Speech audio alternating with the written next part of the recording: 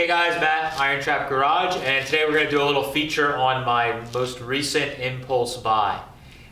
So this little car I got at the Rhinebeck swap meet. If you guys didn't check that video, we just put that out not too long ago where we went to the Rhinebeck car show and swap meet. It's always a good time. Never know what's going to show up at the swap meet. And this year I brought home a thing.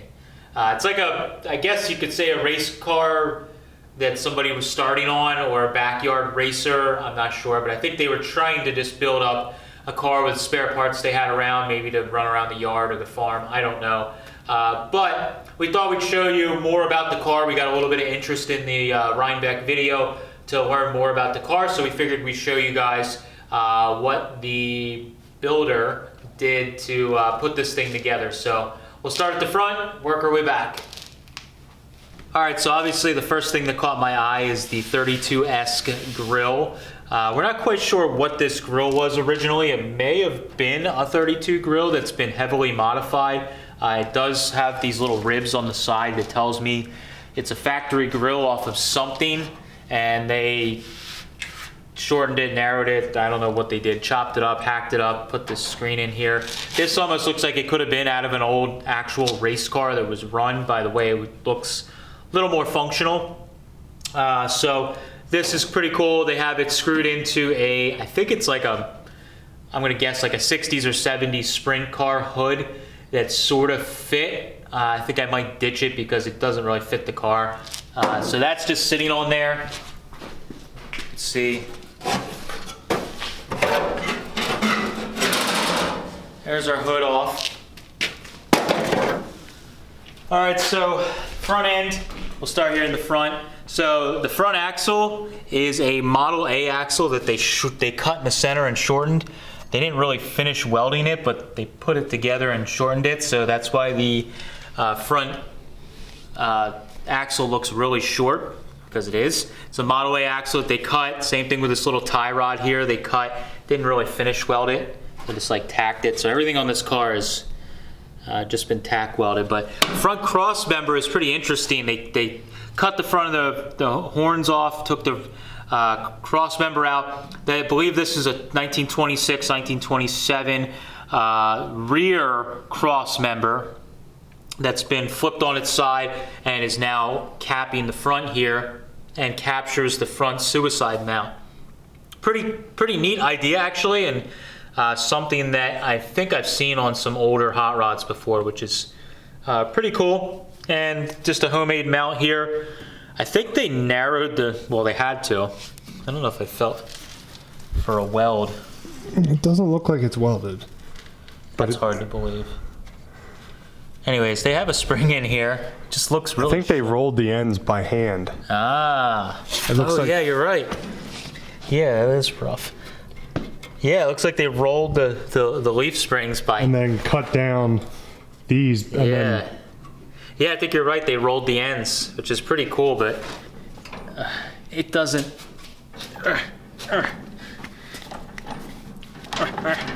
It's really stiff. it's a rough ride. Yeah, I don't... Oh, here, let's check, see if it's doing... Oh, it works! Holy crap, that would be that's gonna be a rough ride. So that's the front here, all standard Model A stuff up front. Rocky Mountain drums? Yeah, so they have the Rocky Mountain drums, which I'm guessing just was probably on these axles. Now the wheels are pretty funny. If we go around the wheels, the center of the wheel, so they're 12-inch rims with tires. And the center of the wheels may look familiar. Those have the little nubs. They are, I believe, well, they're more than likely 40 Ford or 46, 48 Ford steel wheels. And all they did was take the barrel from something, I don't know if it was a go-kart or a tractor, and they just shoved the face of this wheel in and welded it. If you look over here on the yellow tee, same wheel,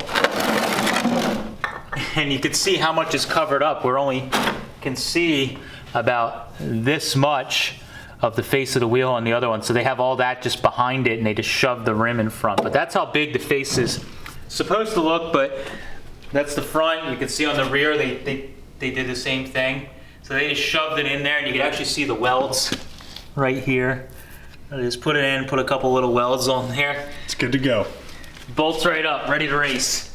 So the steering is actually, may look a little familiar. They took a Gemmer F1 steering box here, and they made a cowl steering now. Our cowl steering looks a little bit better. A little bit better. I mean, sometimes I feel like we're doing stuff crude, but this is really crude. But they notched some box tubing there. They got some heavy plate just kind of like torched in. They welded an extension right to where the pivot arm would normally go. And then they must have just cut apart another steering box here. Or maybe it's even a piece of steel that they just like... At least they made the drag length like kind of flat. Yeah, yeah. Yeah, we won't have bump steer. So this actually works, but look at the play we got here. Obviously the clamp isn't there, but the steering actually does work. Hard to believe, but they actually made this thing steer.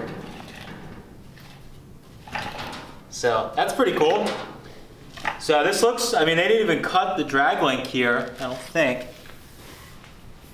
So this might actually be, I don't know.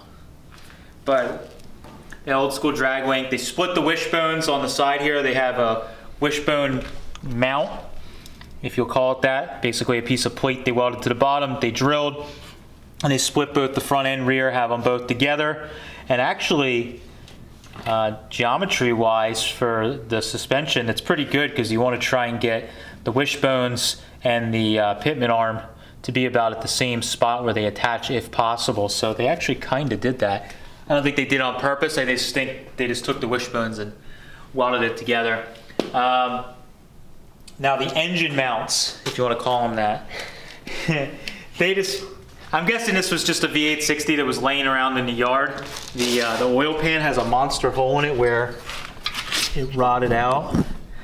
And yeah, so this thing sat on the ground for a while in the dirt, or this is just an engine they had laying around. They just have the engine just literally sitting in the, yeah, there we go. Adjustable engine mounts. It won't go anywhere, it's not gonna fall out. If you guys watched the Rhinebeck video, if it was gonna fall out, it would have fell out when I pulled it out of the truck because I just hooked it up with a strap and it was like, and we slid it out and it was fine. I wasn't really too worried about the engine. But the back, they just took some plates on the trans and just torched out some... Hurst style trans mount? Yeah, Hurst. Hurst might get mad if they heard that. But some heavy plate they just notched out, set it on the frame rail. They made a little shortened micro torque tube here. I thought the one on the free T was smaller. Good Lord. It's really short. Not finish welded either. Yeah, and there's no drive shaft in here, so they didn't go that far.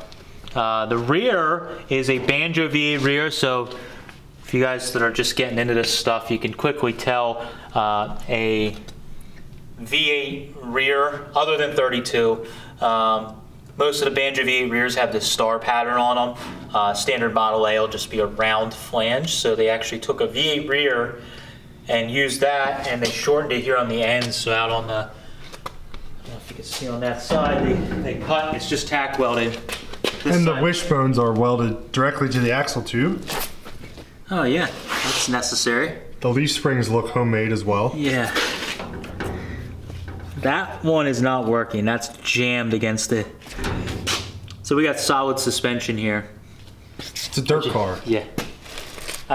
Body's pretty cool. I mean, body, quote unquote. This is definitely homemade, but they took some pieces and welded them all together on the inside. You can see the seam right here on the outside. Yeah, they just like overlapped it and welded it and created this little like boat tail speedster. Boat tail or sprint car look to it. They even made the like frame rail covers and everything, which is kind of neat. Very crude, but it's kind of cool. In the rear too, you can see they made a step in the frame, or they modified the frame, put a little step in it, and that's I don't know what they're doing with this cross member here, but it's got like a full leaf pack in it. I don't even know. I can get my finger in there. Oh, there's like a spacer. I don't know what the heck they were doing. But look at that spring. That's it's on the rear. Yeah, we're not gonna get much travel with that.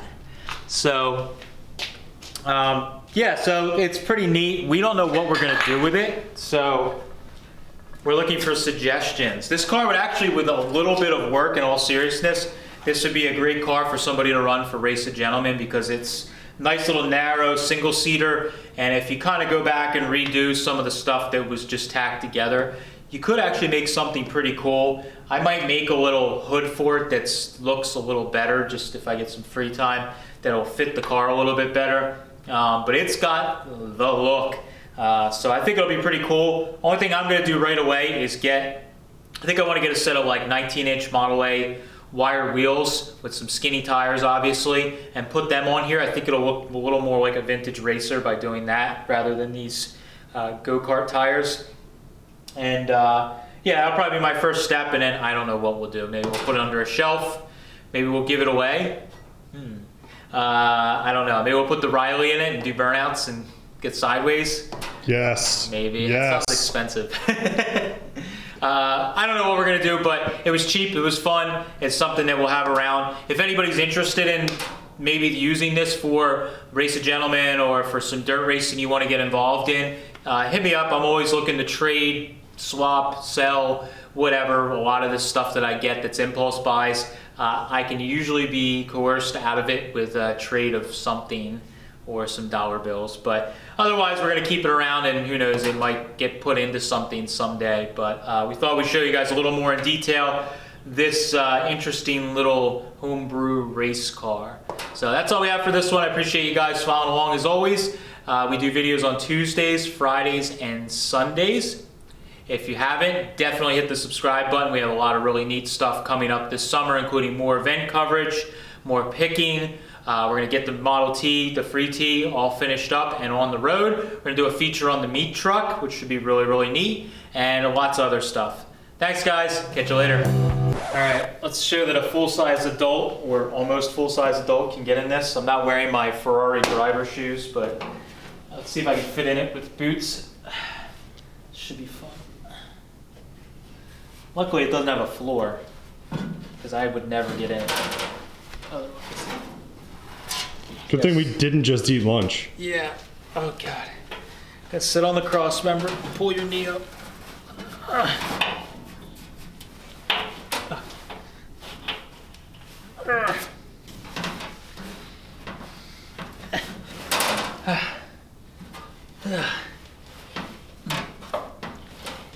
I would definitely not fit. No. All right. We're ready. Now let's just see you get out. I might actually. Oh. Ooh. Ow. There's some self-tappers in the back there. Yeah. Dude, look at your pant leg now. Oh, wow. Oh, ow. Look at that freaking. No wonder that hurt. Was that just... That was digging into my. Oh, God. Totally legit race car. Ah.